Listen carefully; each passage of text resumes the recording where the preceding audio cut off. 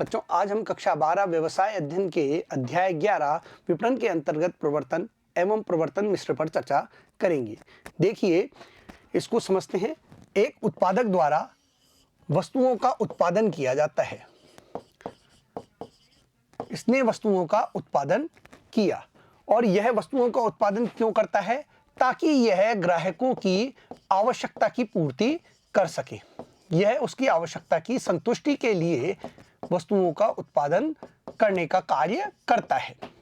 लेकिन यदि उत्पादक द्वारा बहुत अच्छी गुणवत्ता के साथ वस्तु का उत्पादन तो कर दिया गया है, लेकिन उसके द्वारा अपनी वस्तु के बारे में ग्राहक को नहीं बताया गया है, जो ग्राहक है उसे अपनी वस्तुओं से परिचय नहीं करवाया गया है उत्पादक द्वारा, तो वह वस्तु नहीं बिकेगी।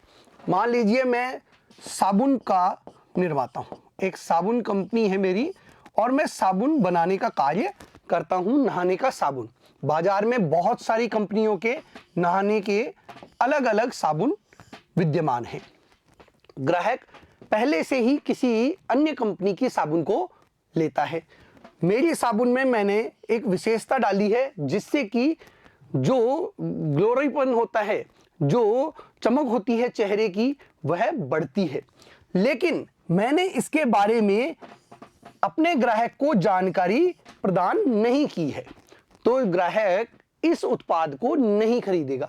वह पहले से ही जिस उत्पाद को क्रय कर रहा है उसी को वह खरीदता रहेगा। देखिए, वह पहले से ही मान लीजिए एक कंपनी के उत्पाद को खरीद रहा है, उसे मेरे उत्पाद के बारे में जानकारी प्राप्त नहीं है, तो वह उसे नहीं खरीदेगा। तो अच्छा विपणनकर्ता वही होता है जो अपने उत्पाद की जानकारी, उसके बारे में जितने भी उसके गुण हैं, उनसे ग्राहकों का परिचय कराए, उनके बारे में ग्राहकों को जानकारी दे। देखिए, उत्पादक उत्पादन करने का कार्य तो कर ले, लेकिन अपने उत्पाद की जानकारी यदि वह ग्राहक तक नहीं पहुंचा पाएगा तो उसका उत्पाद बाजार में नहीं बिक पाएगा और उसे हानि उठानी पड़ेगी। तो एक फर्म को अपने उद्देश्यों की पूर्ति के लिए, लाभ कमाने की उद्देश्य की पूर्ति के लिए एक महत्वपूर्ण कार्य करना होता है और वह कार्य होता है प्रवर्तन। अर्थात अपने उत्पादों के बारे में उसे ग्राहक को जानकारी प्रदान करनी होती है और इसके लिए वह प्रवर्तन मिश्र के 4 तत्वों का सहारा लेता है। ये तत्व कौन कौन से हैं? ये तत्व है विज्ञापन।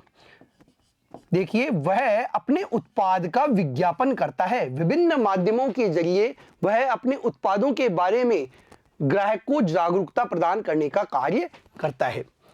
दूसरा तत्व है व्यक्तिगत विक्रय। इसमें जो विक्रयकर्ता होते हैं, उनको विक्रय करने वाले विक्रेता जो हैं, उन्हें अपने ग्राहकों को उत्पाद के बारे में जानकारी देनी होती है। उत्पादक भी व्यक्तिगत विक्रय के लिए लोगों को नियुक्त करता है जो कि ग्राहकों को उत्पादों के बारे में जानकारी प्रदान करते हैं। इसके साथ ही प्रचार भी एक सशक्त माध्यम है उत्पाद की जानकारी ग्राहकों तक पहुंचाने के लिए। साथ ही विक्रय संवर्धन भी इसका ही एक माध्यम है जिसके बारे में आज हम जानकारी प्राप्त करेंगे। देखिए, ये चारों प्रवर्तन मिश्र के 4 तत्व हैं। और प्रवर्तन क्या होता है? अपने उत्पाद के बारे में जानकारी ग्राहक तक पहुंचाना, यानी ग्राहक को उस उत्पाद को खरीदने के लिए तैयार करना। कैसे ग्राहक तैयार होगा? जब वह उत्पाद के बारे में जानेगा तभी वह उत्पाद को खरीदने के लिए तैयार होगा। अब इसे हम विस्तार से देख लेते हैं बच्चों। आइए। प्रवर्तन उचित संप्रेषण नहीं है तो ग्राहक को उत्पाद के संबंध में या फिर यह किस प्रकार से उसकी आवश्यकताओं की संतुष्टि करेगा, इसका ज्ञान नहीं होगा, तो बाजार में माल की बिक्री अच्छी नहीं होगी। देखिए, यदि उपभोक्ता को यह पता ही नहीं चलेगा कि जो उत्पाद है वह उसके लिए किस प्रकार लाभदायक है, उसकी किस आवश्यकता की संतुष्टि कर रहा है, साथ ही साथ उस उत्पाद में क्या खास बात है, यदि उसे उस उत्पाद की जानकारी नहीं होगी, उचित तरीके से उसके पास जानकारी नहीं पहुंचाई जाएगी, तो यह उस उत्पाद की बिक्री को प्रभावित करेगा, क्योंकि उपभोक्ता ऐसे किसी भी उत्पाद को नहीं खरीदता है जिसके बारे में उसे जानकारी नहीं होती है। वह उत्पाद की उपयोगिता अथवा लाभों के संबंध में भी संतुष्ट नहीं होगा। देखिए, यदि उपभोक्ता उत्पाद के बारे में जानकारी नहीं रखता है, उसके पास किसी भी प्रकार की जानकारी नहीं है, तो वह उत्पाद को किस प्रकार उपयोग में लेगा, उसकी उपयोगिता उसके लिए क्या है, इसके बारे में भी नहीं जान पाएगा। साथ ही उसके क्या लाभ उसे प्राप्त होंगे, उस उत्पाद को काम में लेने पर उसे किस प्रकार से लाभ होगा, क्या गुणवत्ता है उस उत्पाद की, यदि यह जानकारी नहीं होगी तो भी उत्पाद को वह नहीं खरीदता है। ग्राहकों को वस्तु के संबंध में सूचित करने तथा उन्हें इसको खरीदने के लिए तैयार करने के लिए संप्रेषण का उपयोग करना प्रवर्तन कहलाता है। देखिए, ग्राहक को, जो ग्राहक है उसे उत्पाद की जानकारी देना, इसकी क्या है, जानकारी देना कि यह उत्पाद आपके लिए इस प्रकार उपयोगी होगा, इसकी यह गुणवत्ता है, इसकी यह क्वालिटी है और इस तरीके से आपको इसे उपयोग में लेना है। इसकी जानकारी जब ग्राहक को सही तरीके से दी जाती है तभी वह उसे खरीदने का मन बनाता है और खरीदने के लिए तैयार हो पाता है। और यही जो माध्यम है जिसके द्वारा उस तक जानकारियां पहुंचाई जा रही है उत्पाद के संबंध में, यही क्या है, प्रवर्तन है। इसे ही हम क्या बोलते हैं, प्रवर्तन कहते हैं। प्रवर्तन विपणन मिश्र का एक महत्वपूर्ण तत्व है और यह विपणन मिश्र का एक महत्वपूर्ण तत्व है। देखिए, उत्पादक द्वारा उत्पादन तो कर दिया गया लेकिन ग्राहक को जानकारी नहीं दी गई उत्पाद के बारे में, तो वह उत्पाद बाजार में नहीं बिक सकेगा। तो एक उत्पादक द्वारा अपने उत्पाद के बारे में उपभोक्ता को विभिन्न माध्यमों से जानकारी प्रदान करना बहुत ही आवश्यक हो जाता है, जिसके माध्यम से विपणनकर्ता बाजार में वस्तु एवं सेवाओं के विनिमय को बढ़ावा देने के लिए विभिन्न तकनीकों का प्रयोग करते हैं। और प्रवर्तन के माध्यम से विपणनकर्ता अपनी बिक्री को बढ़ाने के लिए कई तरीकों को काम में लेते हैं ताकि ग्राहकों तक उनकी पहुंच सुनिश्चित हो सके। देखिए, उत्पादनकर्ता जो है वह किसी एक स्थान पर बैठकर उत्पादन का कार्य करता है, जबकि जो ग्राहक होते हैं वह देश के सुदूर कोनों में बैठे होते हैं। अब उन तक उत्पाद की जानकारी किस तरीके से पहुंचाई जाएगी, ये उत्पादनकर्ता एक एक ग्राहक तक तो नहीं पहुंच सकता। यह संभव नहीं है कि वह खुद एक एक ग्राहक को जाकर अपने उत्पाद की जानकारी दे। तो इसके लिए वह प्रवर्तन के जो ये माध्यम हैं इनको काम में लेता है। वह विज्ञापन का सहारा लेता है, वह प्रचार का सहारा लेता है, वह विक्रय संवर्धन का सहारा लेता है। प्रवर्तन मिश्र से अभिप्राय संगठन द्वारा अपने संप्रेषण के उद्देश्यों को प्राप्त करने के लिए सभी प्रवर्तन तकनीकों को मिलाकर प्रयोग करना है। देखिए, प्रवर्तन की कई तकनीकें होती है। अब एक उत्पादक, एक विपणनकर्ता उन तकनीकों को किस प्रकार काम में ले कि उसके उत्पाद की बिक्री बढ़े, तो यह प्रवर्तन मिश्र के प्रयोग से संभव होता है कि वह किस प्रकार इन तत्वों का काम में ले ताकि उसका विपणन, उसकी बिक्री बढ़ सके। देखिए, ये तत्व कौन से हैं, विज्ञापन, व्यक्तिगत विक्रय, प्रचार और विक्रय संवर्धन। देखिए, इनके बारे में हम जानकारी प्राप्त कर लेते हैं। विज्ञापन से शुरू करते हैं। विज्ञापन क्या होता है, आपने टीवी पर देखा होगा, विज्ञापन आता है, प्रोडक्ट का विज्ञापन उस पर चलता रहता है, ऑडियो के रूप में भी, वीडियो के रूप में भी उस पर चलता है। इसी प्रकार रेडियो पर भी विज्ञापन आते रहते हैं, जिसे सुनकर उपभोक्ता वस्तुओं को क्रय करने के लिए मन बनाते हैं। अखबार के अंदर आपने देखा होगा कई बार फुल पेज पर, कई बार आधे पेज पर, कई बार छोटे छोटे कॉलम्स में विज्ञापन आते रहते हैं जो कि उत्पाद के बारे में जानकारी प्रदान करने का कार्य हमें करते हैं। आप इसी प्रकार से देखेंगे तो पंपलेट के माध्यम से भी, जो पंपलेट होता है उसके माध्यम से भी विज्ञापन का कार्य किया जाता है। इसी प्रकार आप जब भी कोई इवेंट देखते हैं तो इवेंट में पीछे की तरफ बैनर लगा होता है, उस पर विभिन्न उत्पादों के बारे में जानकारी होती है, विभिन्न कंपनियां अपना प्रचार उसके माध्यम से करती है। तो ये क्या है, विज्ञापन है। ये अपनी जानकारी प्रदान करने का एक तरीका है, उत्पाद के बारे में जानकारी प्रदान करने का एक तरीका होता है। आप आज का न्यूज़पेपर खोलेंगे तो उसमें कई फोर व्हीलर्स के विज्ञापन आपको देखने को मिलेंगे और इनसे उस फोर व्हीलर के बारे में आपको जानकारी प्राप्त होती है। साथ ही साथ आप क्रिकेट मैच बहुत देखते होंगे। आप अगर उसे ध्यान से देखेंगे तो बाउंड्री के ऊपर आपको चारों ओर रंगीन बोर्ड से दिखेंगे, उन पर लिखा हुआ चलता रहता है। आजकल इलेक्ट्रॉनिक बोर्ड आ गए हैं तो उन पर लिखा हुआ चलता रहता है, तो उस पर विभिन्न प्रकार के उत्पादों की जानकारी हमको प्राप्त होती रहती है। आप किसी भी खेल को देखेंगे तो उसके मैदान पर आपको इस प्रकार के विज्ञापन देखने को मिल जाएंगे। तो विज्ञापन किसी भी वस्तु सेवा का प्रचार करने का यानी उसके बारे में जानकारी प्रदान करने का एक सशक्त माध्यम है। दूसरा है व्यक्तिगत विक्रय। देखिए, इसके अंतर्गत जो विक्रेता होते हैं, जो उत्पादक होते हैं, वे अपने उपभोक्ताओं तक, जो चयनित उपभोक्ता होते हैं, उन तक संपर्क करते हैं और उनको उत्पादों की जानकारी देने का कार्य करते हैं। प्रचार, देखिए इसके अंतर्गत कोई भी वित्त खर्च करने की आवश्यकता नहीं होती। यह पब्लिसिटी का माध्यम है। किसी के द्वारा किसी उत्पाद के बारे में यदि जानकारी दी जाती है, मुझे वह उत्पाद बहुत अच्छा लगा, मैं उस उत्पाद को काम में लेता हूं और यह स्टेटमेंट अखबार में छप जाता है और लोग उसे पढ़ते हैं, तो यह एक तरह से प्रचार का माध्यम है। एक व्यक्ति द्वारा दूसरे व्यक्ति को कहना, दूसरे द्वारा तीसरे व्यक्ति को कहना, यह प्रचार का एक माध्यम होता है। जनसंपर्क के द्वारा प्रचार किया जाता है। विक्रय संवर्धन, देखिए विक्रय संवर्धन में न तो विज्ञापन शामिल होता है, न ही व्यक्तिगत विक्रय शामिल होता है, न ही प्रचार शामिल होता है। इन तीनों के अतिरिक्त जो भी कार्य किए जाते हैं वे विक्रय संवर्धन में आते हैं। उत्पादों को निकालने के लिए छूट देना, किसी निश्चित मूल्य पर बेचना, विशेष अवसरों पर सेल लगाना, एक के साथ एक देना, प्रतियोगिताएं आयोजित करना, डिस्काउंट देना, ये सभी विक्रय संवर्धन के अंग हैं और इससे बिक्री को बढ़ावा मिलता है। आइए अब विज्ञापन से हम विस्तार से देख लेते हैं।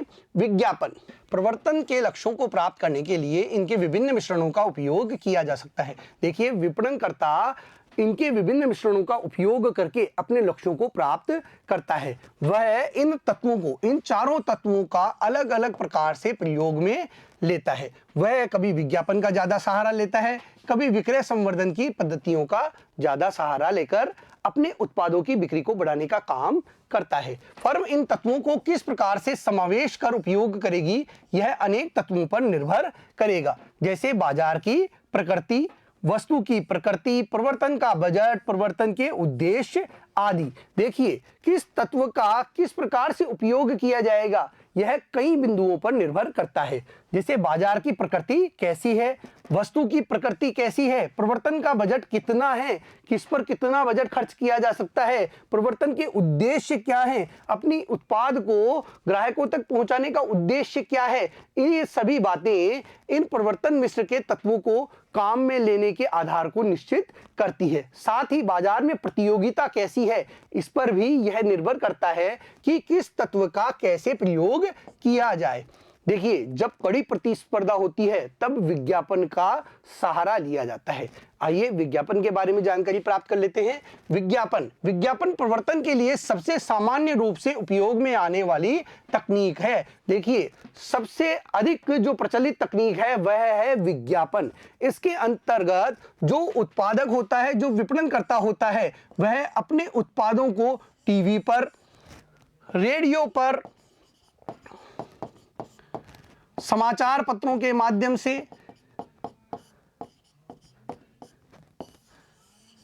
या किसी पत्र पत्रिका के माध्यम से ग्राहकों तक पहुंचाने का कार्य करता है। वह अपने उत्पादों की जानकारी इन माध्यमों से अपने उपभोक्ता तक पहुंचाता है और उपभोक्ता या तो टीवी के माध्यम से, रेडियो के माध्यम से, समाचार पत्र या पत्र पत्रिकाओं के माध्यम से उत्पादों के बारे में जानकारी प्राप्त करते हैं और उन्हें क्रय करने के लिए आगे आते हैं। यह अव्यक्तिक संप्रेषण होता है। वस्तु एवं सेवाओं के प्रवर्तन के लिए विपणनकर्ता, प्रायोजक कुछ भुगतान करते हैं। देखिए, यहाँ पर तीन बातें आई हैं कि अव्यक्तिक संप्रेषण होता है, जो विज्ञापन किया जाता है यह किसी व्यक्ति को नहीं किया जाता कि एक व्यक्ति के लिए विज्ञापन किया जा रहा है, यह सभी के लिए किया जाता है। यानी किसी एक निश्चित व्यक्ति के लिए विज्ञापन नहीं होता। विज्ञापन किया जाता है टीवी पर तो वह सभी के लिए होता है। जो भी उसे देखेगा वह उसको जान पाएगा, वह उसकी जानकारी प्राप्त कर पाएगा। देखिए, बच्चों के खाद्य पदार्थों का विज्ञापन होता है तो बड़े भी देखते हैं, बुजुर्ग भी देखते हैं, युवा भी देखते हैं और बच्चे भी देखते हैं, सभी उसे देखते हैं। लेकिन उसे विशेष रुचि से कौन देखता है? वह बच्चा देखेगा जिसके लिए उसका विज्ञापन हो रहा है और उसके अभिभावक देखते हैं। तो इस प्रकार से यह अव्यक्तिक है, किसी एक व्यक्ति के लिए यह नहीं होता है। साथ ही इसमें आया है विपणनकर्ता कुछ भुगतान करते हैं। देखिए, इसमें विपणनकर्ता द्वारा भुगतान किया जाता है। टीवी पर अगर आप विज्ञापन करवा रहे हैं, समाचार पत्र में विज्ञापन छपवा रहे हैं, पत्र पत्रिकाओं में विज्ञापन छपवा रहे हैं, या आप पंपलेट छपवा रहे हैं, या कहीं होर्डिंग्स लगवाया जा रहा है आपके द्वारा, तो उसके लिए आपको पैसा खर्च करना होता है। विपणनकर्ता को पैसा खर्च करना होता है, वह इसका भुगतान करता है। और तीसरी बात इसमें ये आती है, इनके माध्यम से ग्राहकों को उत्पादों के बारे में जानकारी प्राप्त होती है। विज्ञापन संप्रेषण का माध्यम है। देखिए, इससे उत्पाद की जो जानकारी है वह कहां तक पहुंच रही है? वह ग्राहकों तक पहुंच रही है। विभिन्न ग्राहकों तक उत्पादों की जानकारियां पहुंचती है। उत्पाद के गुणों के बारे में जानकारी पहुंचती है, उत्पाद कैसा है, किस कंपनी का है, इसको किस प्रकार से काम में लेना है, इसकी जानकारी ग्राहक तक पहुंचती है। विज्ञापन की विशेषताएं। भुगतान स्वरूप। विज्ञापनकर्ता जनता के साथ संप्रेषण की लागत को वहन करता है। देखिए, भुगतान, विज्ञापनकर्ता जो भी होता है वह भुगतान करता है विज्ञापन के लिए। जनता से संप्रेषण करने के लिए वह भुगतान करने का कार्य करता है। चाहे वह टेलीविजन के माध्यम से अपना विज्ञापन करवा रहा हो, चाहे वह समाचार पत्र के माध्यम से अपने उत्पादों की जानकारी उपभोक्ता तक पहुंचा रहा हो, उसे उसके लिए कुछ न कुछ धनराशि भुगतान स्वरूप देनी होती है। अव्यक्तिक। व्यक्तियों एवं विज्ञापनकर्ता प्रत्यक्ष रूप से एक दूसरे के संपर्क में नहीं आते, इसलिए इसे प्रवर्तन की अव्यक्तिक पद्धति कहते हैं। न तो उत्पादक और न ही ग्राहक जिसे उत्पाद की जानकारी दी जा रही है, वे प्रत्यक्ष रूप से एक दूसरे के संपर्क में आते हैं। यानी दोनों के बीच में कोई भी संपर्क नहीं होता। उत्पादक द्वारा किसी माध्यम से अपने उत्पाद की जानकारी उपभोक्ता तक पहुंचाई जाती है। उपभोक्ता किसी माध्यम से उत्पाद की जानकारी प्राप्त करने का कार्य करता है। इसमें न तो उत्पादक और न ही ग्राहक एक दूसरे को जान पाते हैं, एक दूसरे से प्रत्यक्ष संपर्क कर पाते हैं, इसलिए इसे क्या कहा गया है? अव्यक्तिक। साथ ही यह किसी एक व्यक्ति के लिए विज्ञापन नहीं होता, यह सभी के लिए होता है। जो भी देखकर उस वस्तु को क्रय करने के लिए आगे आता है वही संभावित ग्राहक होता है। यानी ये सभी संभावित ग्राहक हैं, लेकिन इसमें से ग्राहक कौन बनेगा? जो कि उसे देखकर, विज्ञापन को देखकर उस वस्तु को क्रय करने के लिए आगे आएगा। तो यह विज्ञापन सभी के लिए होता है, हर उम्र के व्यक्ति के लिए होता है। इसमें जो विज्ञापनकर्ता होता है और जो ग्राहक होता है उसके बीच में कोई प्रत्यक्ष संपर्क नहीं होता है। चिन्हित विज्ञापनदाता। विज्ञापन निश्चित व्यक्ति अथवा कंपनियां करती है जो विज्ञापन में श्रम करती है तथा इसकी लागत को भी वहन करती है। देखिए, विज्ञापन करने का कार्य चिन्हित विज्ञापनदाताओं द्वारा किया जाता है। हर कोई विज्ञापन नहीं करता, कुछ विशेष जो व्यक्ति होते हैं या विशिष्ट कंपनियां होती है वे विज्ञापन तैयार करने का कार्य करती है और इसके लागत भी वही वहन करती है। इसमें जो भी श्रम लगता है उन्हीं के द्वारा किया जाता है। किस प्रकार का विज्ञापन होगा ये उन्हीं के द्वारा तैयार किया जाता है। विज्ञापन के लाभ। बड़ी संख्या में दूर दूर तक फैले लोगों तक पहुंचना संभव है। देखिए, विज्ञापन का सबसे बड़ा लाभ क्या है? जो अलग अलग क्षेत्रों में रहने वाले लोग हैं वहां तक पहुंच संभव हो जाती है। उत्पादक जो है वह असम में है, लेकिन वह अपने उत्पाद की जानकारी देश के अलग अलग कोनों में पहुंचा रहा है। वह तमिलनाडु में भी पहुंचा रहा है, वह तमिलनाडु में भी पहुंचा रहा है, वह राजस्थान में भी पहुंचा रहा है, और वह कर्नाटक में भी पहुंचा रहा है, वह जम्मू कश्मीर में भी अपने उत्पाद की जानकारी पहुंचा रहा है। यानी वह देश के अलग अलग क्षेत्रों में रहने वाले लोगों तक अपने उत्पाद की जानकारी पहुंचा देता है। किस माध्यम से? विज्ञापन के माध्यम से दूर दूर तक फैले लोगों तक उस उत्पाद की जानकारी पहुंच जाती है। विज्ञापन संभावित क्रेताओं में संतुष्टि एवं विश्वास में वृद्धि करता है, और विज्ञापन से जो संभावित ग्राहक होते हैं उनमें संतुष्टि व विश्वास उत्पन्न होता है। वे उत्पाद के बारे में जानकारी प्राप्त करते हैं, तभी उस उत्पाद को खरीदते हैं। इससे उनमें विश्वास बढ़ता है, साथ ही साथ वे संतुष्ट भी होते हैं। तीसरा, स्पष्टता। कला, कंप्यूटर डिजाइन एवं ग्राफिक्स के विकास के साथ विज्ञापन संप्रेषण का सशक्त माध्यम के रूप में विकसित हो चुका है। देखिए, कला के कारण से, कंप्यूटर ग्राफिक्स के कारण से, साथ ही साथ कंप्यूटर डिजाइन के कारण से जो विज्ञापन है वे बिल्कुल ऐसे लगते हैं जैसे कि वस्तु हमारे सामने ही रखी हुई हो। जैसी वस्तु होती है, जैसा उत्पाद होता है, वैसा का वैसा उत्पाद विज्ञापन में दिखाई देता है। कोई भी अंतर वहां पर नहीं होता। जिस कलर की गाड़ी आपको ऑन रोड दिखाई देगी वही आपको विज्ञापन में भी दिखाई देती है, और यह सब कला, कंप्यूटर डिजाइन व ग्राफिक्स के कारण होता है। हमको उत्पाद के बारे में सारी जानकारियां विज्ञापन से प्राप्त हो जाती है। यानी उत्पाद का रंग कैसा है, उसका रूप कैसा है, वह किस प्रकार से काम करता है, इसकी पूरी जानकारी हमें विज्ञापन से प्राप्त हो जाती है, और यह संप्रेषण का सशक्त माध्यम है। उसके रूप में यह तेजी से विकसित होता जा रहा है। विशेष प्रभाव उत्पादन के कारण सरल उत्पाद एवं संदेश भी बहुत आकर्षक व स्पष्ट लगने लगते हैं। देखिए, किसी कंपनी का जो उत्पाद है वह बहुत साधारण है, लेकिन ये जो ग्राफिक्स होते हैं, ये जो कंप्यूटर डिजाइन होते हैं, इनके कारण वह बहुत प्रभाव उत्पादक प्रदर्शित होता है, वह आकर्षक लगता है, और जो संभावित क्रेता होते हैं वे उसको खरीदने के लिए आगे बढ़ते हैं, वे ग्राहक में तब्दील हो जाते हैं। मितव्ययता। विज्ञापन बड़ी संख्या में लोगों तक पहुंचने के लिए कम खर्चीला संप्रेषण का साधन है। व्यापकता के कारण विज्ञापन का कुल खर्च संप्रेषण द्वारा बनाए संबंधों में बड़ी संख्या में बांट दिया जाता है। देखिए, यह मितव्ययी भी होता है, क्योंकि विज्ञापन से बहुत बड़ी संख्या में लोगों तक पहुंच संभव होती है। बहुत अधिक ग्राहक तैयार हो जाते हैं किसी भी उत्पाद के।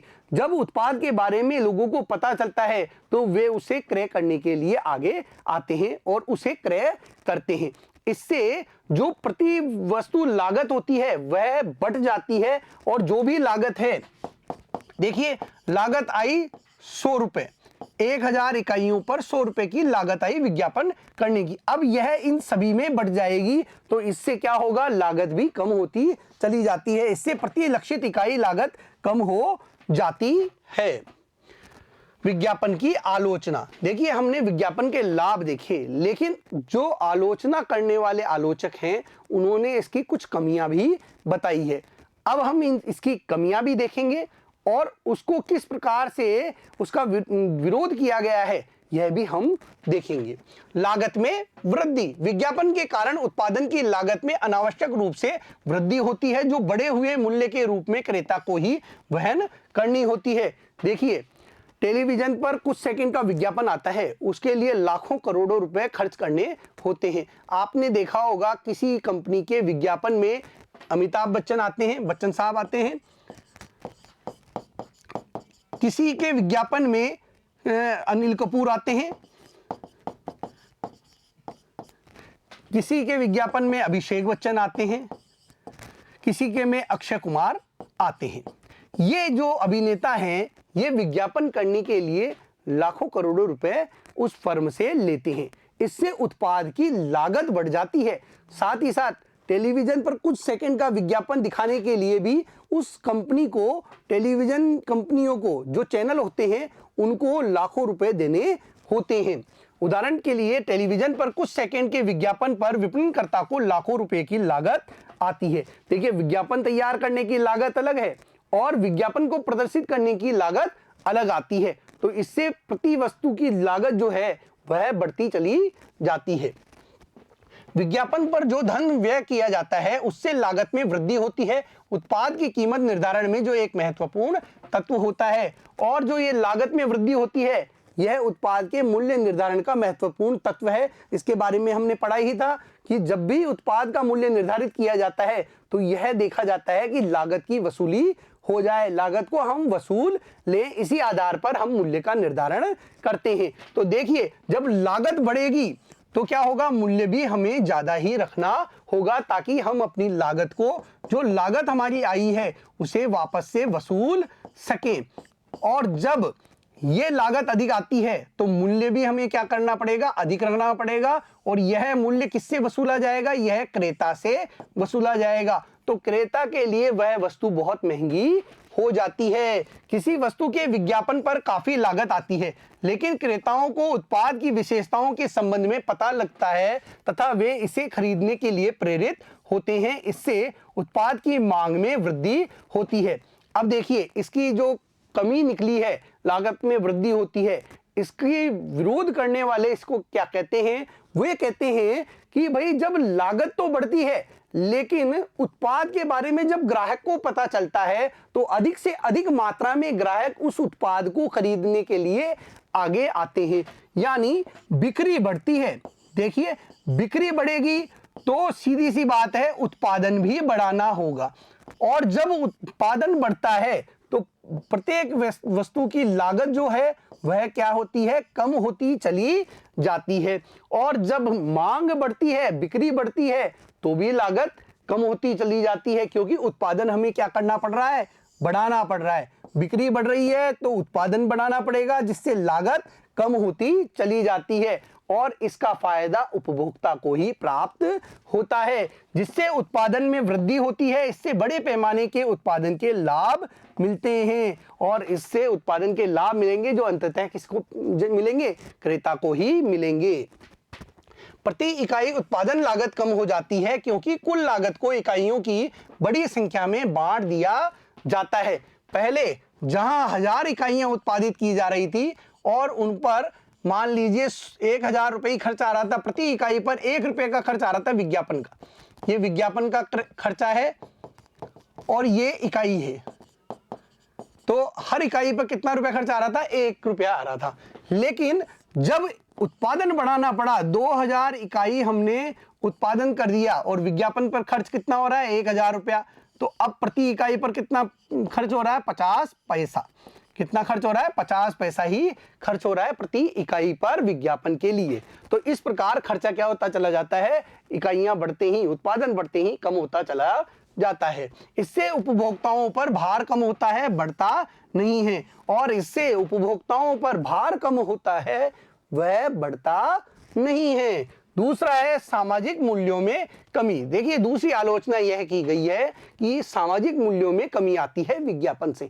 विज्ञापन में कई बार इस प्रकार के विज्ञापन प्रदर्शित कर दिए जाते हैं जिससे हमारी जो सामाजिक मान्यताएं हैं, हमारी जो धार्मिक मान्यताएं हैं, वे प्रभावित होती है, उन पर आघात पहुंचता है। और आपने ये टेलीविजन पर जो विज्ञापन प्रदर्शित होते हैं, न्यूज़पेपर में जो विज्ञापन आते हैं, उनके माध्यम से जाना भी होगा कि कई बार ऐसे विज्ञापन आ जाते हैं जिनसे हमारे धार्मिक सामाजिक मान्यताएं प्रभावित होती है। विज्ञापन से सामाजिक मूल्यों की अवहेलना होती है तथा भौतिकवाद को बढ़ावा मिलता है। इससे लोगों में असंतोष पैदा होता है, और जब सामाजिक मूल्यों की अवहेलना होती है, साथ ही साथ भौतिकवाद को बढ़ावा दिया जाता है, तो इससे लोगों में असंतोष फैलता है। वह अपनी वर्तमान स्थिति से असंतुष्ट हो जाते हैं। कुछ विज्ञापन नई जीवन शैली दर्शाते हैं जिनको सामाजिक मान्यता नहीं है। देखिए, कुछ विज्ञापन ऐसे होते हैं जो कि नई जीवन शैली को दिखाने का कार्य करते हैं, जिसे हमारे समाज द्वारा मान्यता प्रदान नहीं की गई है। ऐसे कई सारे विज्ञापन हैं। जब भी आप विज्ञापन को देखेंगे तो आपको कुछ विज्ञापन ऐसे नजर आ जाएंगे जो कि हमारी सामाजिक मान्यता के विरुद्ध होते हैं। ये नई जीवन शैली को बढ़ावा देने का कार्य करते हैं। यह आलोचना भी पूरी तरह से सत्य नहीं है। विज्ञापन लोगों को नए उत्पादों के संबंध में सूचना देकर उनकी सहायता करता है। देखिए, इसका विरोध भी किया गया है कि यह जो आलोचना है वह सही नहीं है। सभी विज्ञापनों से ऐसा नहीं होता है कि हमारे सामाजिक मूल्य प्रभावित होते हों। साथ ही विज्ञापन से लोगों को नए उत्पादों की जानकारी देकर उन्हें जागरूक बनाने का कार्य भी किया जाता है, उनकी सहायता की जाती है। वस्तु को खरीदना है अथवा नहीं, इसका अंतिम निर्णय क्रेता को ही करना है। यदि विज्ञापित उत्पाद उनकी आवश्यकताओं की पूर्ति करता है तो वह उसे खरीदेंगे। और यह भी कहा गया है कि वस्तु को खरीदना या नहीं खरीदना यह उपभोक्ता पर निर्भर करता है। वह यदि यह सोचता है कि उत्पाद को खरीदने से उसकी आवश्यकता की संतुष्टि हो रही है तो वह उस उत्पाद को खरीदे, अन्यथा वह नहीं खरीदे। वह किसी भी उपभोक्ता को उत्पाद खरीदने के लिए विवश नहीं करता है। क्रेताओं में असमंजस्य। देखिए, तीसरी आलोचना यह की गई है कि विज्ञापन से क्रेताओं में असमंजस्य की स्थिति आ जाती है। एक ही प्रकार के दावा करने वाले कई सारे उत्पाद बाजार में आते हैं और वे अपना विज्ञापन करते हैं। मान लीजिए 4 कंपनियां हैं ABCD, ये सभी नहाने का साबुन बनाती हैं और सभी के विज्ञापन लगभग एक जैसे होते हैं। आप डिटर्जेंट के विज्ञापन देख लें, आप साबुन बनाने वाली कंपनी के विज्ञापन देख लें, आप कोई शैम्पू कंपनी के विज्ञापन देख लें। देखिए वे क्या करते हैं, एक ही तरीके के विज्ञापन होते हैं। वे सभी अपने उत्पादों के बारे में क्रेताओं को एक ही प्रकार की जानकारी देते हैं कि उनका उत्पाद ही सबसे अच्छा है। कई बार जो डिटर्जेंट कंपनियां होती है वे दूसरे उत्पादों से तुलना करके बताते हैं कि हमारा उत्पाद दूसरे उत्पादों से श्रेष्ठ है। तो इस प्रकार से क्रेता जो होता है वह असमंजस्य की स्थिति में आ जाता है कि वह कौन सा उत्पाद खरीदे, कौन सा उत्पाद नहीं खरीदे। समान दावा करने वाले अधिक उत्पादों का विज्ञापन होता है जिससे क्रेता असमंजस में पड़ जाता है कि इनमें से कौन सत्य है तथा किस पर विश्वास किया जाए। उदाहरण डिटर्जेंट पाउडर, टूथपेस्ट। आपने टूथपेस्ट के विज्ञापन भी देखे होंगे, उसमें भी यही दावा किया जाता है। हर कंपनी यही दावा करती है कि उसके टूथपेस्ट द्वारा आपके दांत बहुत मजबूत बनेंगे, आपके दांत अखरोट को भी तोड़ देंगे। विज्ञापन के समर्थकों का तर्क है कि ग्राहक विवेकशील है तथा किसी भी उत्पाद को क्रय करते समय मूल्य, बनावट, आकार आदि तत्वों को ध्यान में रखते हैं। देखिए, विज्ञापन के जो समर्थक होते हैं वे ये जानते हैं कि जो ग्राहक हैं वे विवेकशील हैं, वे सोच समझकर ही निर्णय लेते हैं। देखिए, विज्ञापन दाता द्वारा हमेशा अपनी वस्तुओं के गुणों के बारे में ही बताया जाता है। वे केवल क्या है, अपनी वस्तुओं के, उत्पादों के गुणों को ही बताएंगे, उसकी विशेष जो बातें हैं वे ही बताएंगे। कोई भी उत्पादक अपनी कमियों को प्रदर्शित नहीं करता है। कमियों के बारे में कोई भी उत्पादक नहीं बताएगा, क्योंकि यदि कमी वह बताने लगा तो ग्राहक नहीं खरीदेगा उस वस्तु को। साथ ही साथ वे क्या बताते हैं, आपने देखा होगा, वे अपने जो छोटा उत्पाद होता है उसका मूल्य बताएंगे, अब 5 रुपए में भी उपलब्ध, अब 15 रुपए में भी उपलब्ध, अब 10 रुपए में भी उपलब्ध। इस प्रकार से वे अपने उत्पाद को बेचने का काम करते हैं। जो छोटा पैक होता है उसी के बारे में बताएंगे, वो ये नहीं बताएंगे कि उनका जो बड़ा पैक है वह कितने रुपए का आएगा, क्योंकि जो बड़ा पैक है उसका अधिक मूल्य होगा और इसके बारे में वे जानकारी नहीं देते हैं। लेकिन विज्ञापन के समर्थक क्या कहते हैं कि ग्राहक जो है वह विवेकशील है, वह सोच समझकर ही निर्णय लेगा कि इस उत्पाद का मूल्य अधिक है या कम है, दूसरे से इसकी गुणवत्ता अच्छी है या कम है, यह सोच समझकर ही वह निर्णय लेता है। क्रेता किसी उत्पाद का क्रय करने से पहले विज्ञापन में दी गई सूचना एवं दूसरे स्रोतों से प्राप्त सूचना का विश्लेषण कर अपनी शंका को दूर कर सकते हैं। और क्रेता उत्पादनकर्ता द्वारा जो विज्ञापन किया जा रहा है उसमें जो उत्पाद के बारे में बातें बताई जा रही है उसका पूरी तरह से विश्लेषण करता है। साथ ही साथ वह अन्य जगह से सूचना एकत्रित करता है और उनका विश्लेषण करके ही वह उत्पाद को क्रय करने के बारे में फैसला लेता है।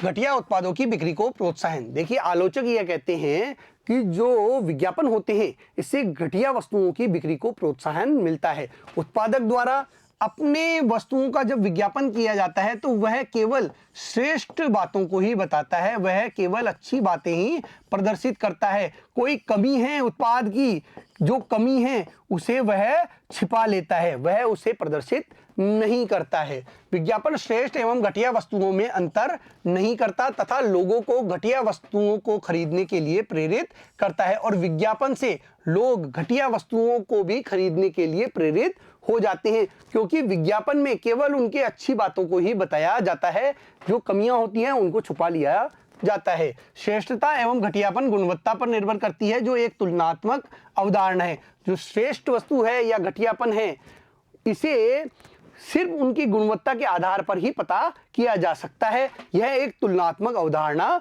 होती है कि कौन सी वस्तु श्रेष्ठ है, कौन सी घटिया है। इच्छित गुणवत्ता का स्तर लक्षित ग्राहकों की आर्थिक स्थिति एवं पसंद पर निर्भर करता है और कौन सी गुणवत्ता की वस्तु ज्यादा बिकेगी, यह लक्षित ग्राहकों की आर्थिक स्थिति और उनकी पसंद पर निर्भर करता है कि वे किस प्रकार की गुणवत्ता वाले उत्पाद को खरीदेंगे।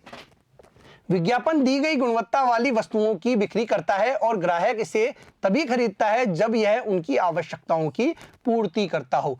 देखिए, विज्ञापन के समर्थक क्या बोलते हैं, वे ये कहते हैं कि विज्ञापन केवल गुणवत्ता वाली वस्तुओं का ही किया जाता है और यह ग्राहक द्वारा तभी खरीदी जाती है जब वह उसकी आवश्यकताओं की पूर्ति कर रही हो। वह वस्तु उसकी आवश्यकताओं को यदि संतुष्ट करता है, पूर्ति करती है, तभी वह उस उत्पाद को खरीदने का कार्य करता है। कोई भी विज्ञापन उत्पाद की गुणवत्ता का झूठा वादा नहीं कर सकता, उस पर मुकदमा किया जा सकता है। देखिए, जब भी कोई कंपनी अपने उत्पाद का विज्ञापन करवाती है तो वह विज्ञापन में झूठा दावा प्रस्तुत नहीं कर सकती, क्योंकि कोई भी अन्य उत्पादक भी, उपभोक्ता भी उसके इस झूठे दावे को कोर्ट में ले जा सकता है, उपभोक्ता मंच में ले जा सकता है और उस पर मुकदमा दायर किया जा सकता है। इस पर उसे भारी मुआवजा देना पड़ेगा। तो कोई भी झूठा विज्ञापन नहीं करता है, वह केवल अपने उत्पाद के बारे में ही जानकारी प्रदान करने का कार्य भी करता है। देखिए, आप टेलीविजन पर विज्ञापन देखेंगे, समाचार पत्रों में जब भी विज्ञापन देखेंगे, तब आप ये ध्यान से देखिएगा कि उसमें कभी भी दूसरी कंपनी के उत्पाद को तुलना के रूप में सामने नहीं लाया जाता। वह जो भी उत्पाद तुलना करेगा, जिससे भी तुलना करेगा, वह उसका नाम छुपा लेता है, क्योंकि वह केवल अपने उत्पाद के बारे में ही बताएगा, किसी अन्य कंपनी के उत्पाद की कमियां भी वह नहीं बता सकता, विज्ञापन करता नहीं बता सकता। वह केवल अपने उत्पाद के बारे में ही जानकारी दे सकता है। तो विज्ञापन द्वारा उत्पाद की जो गुणवत्ता है वह कभी भी गलत नहीं बताई जा सकती, किसी भी उत्पाद की आलोचना नहीं की जा सकती, वह केवल अपने उत्पाद की गुणवत्ता को बता सकता है। अब यह ग्राहक पर निर्भर करता है कि वह उस उत्पाद को खरीदे या ना खरीदे। उसकी आवश्यकता की यदि पूर्ति होती है, उसको उसी गुणवत्ता की वस्तु चाहिए, तो वह उस उत्पाद को खरीदे, अन्यथा वह उसे ना खरीदे। टीवी पर इतने विज्ञापन आते हैं, हम सभी उन्हें देखते हैं, लेकिन सभी विज्ञापनों में प्रदर्शित जो भी वस्तुएं होती हैं, क्या हम उन्हें सभी को खरीद लेते हैं? नहीं, हम केवल उन्हीं वस्तुओं को खरीदते हैं जो हमारी आवश्यकता को पूरा करती हैं। बच्चों, आज के इस वीडियो में हमने प्रवर्तन के बारे में जाना, प्रवर्तन मिश्र के 4 तत्वों के बारे में जाना और उनमें से एक तत्व विज्ञापन पर हमने विस्तार से अध्ययन किया। अगले वीडियो में फिर मिलेंगे। धन्यवाद।